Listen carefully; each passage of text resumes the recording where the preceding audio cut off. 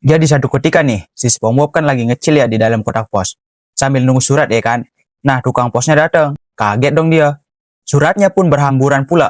Nah, di antara surat-surat itu ya, ada majalah nih.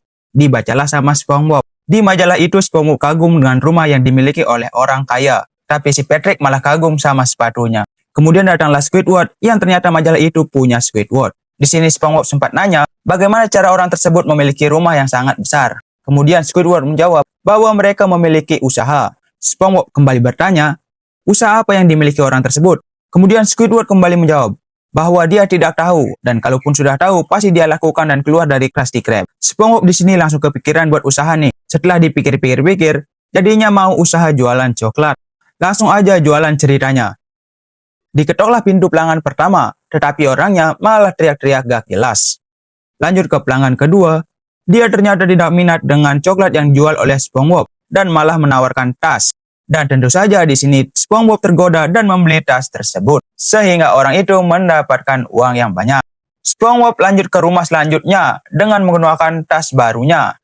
Tetapi ternyata rumah tersebut dimiliki oleh orang yang sama dan kembali menawarkan tas yang berwarna berbeda. Di sini kocaknya, SpongeBob malah beli tas itu lagi. Karena kebanyakan beli tas, pada saat beneran ada yang mau beli coklat, malah gak ketemu coklatnya. Dan orang tersebut pun tidak jadi beli. Nah, karena pusing coklatnya gak ada yang beli, SpongeBob di sini mengubah taktik jualannya dengan cara berbohong kepada setiap pelanggannya. Dan ternyata cara itu berhasil. Ada yang dibohongin kalau coklatnya bisa buat awet muda, buat numbuhin rambut, buat jadi tampan, buat terbang, jatuh cinta, hidup damai, jalan di tembok, dan bahkan bisa nguasain dunia. Makan coklat bisa nguasain dunia. Elit global pun tunduk, jir. Terakhir, mereka berpura-pura sakit, tapi malah nemuin orang yang jauh lebih parah. Mereka di sini kasihan dan malah beli coklat yang orang itu jual. Dan plot twistnya, orang yang sakit itu nih ternyata orang yang jual tas. Cuan-cuan. SpongeBob di sini kembali pusing karena coklatnya malah nambah banyak dan gak ada yang beli. Karena semua warga sudah ditawarin. Nah, saat sudah putus asa, datanglah orang pertama yang ditawari SpongeBob.